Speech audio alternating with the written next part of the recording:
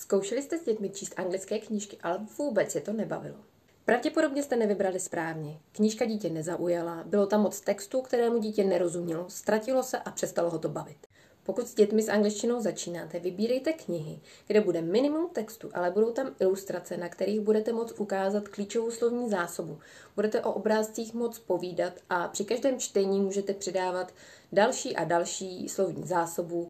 U dětí jsou hodně oblíbené knížky s okýnky nebo různými posouvacími prvky. Wow efekt má rozhodně tahle knížka. Let's Play by Jane Foster. Tady jsou prvky opravdu důmyslné a originální. Výhodou je krátký text, který přímo učí správné slovní spojení k obrázkům, což jistě ocení rodiči, kteří si svou angličtinou nejsou tolik jistí.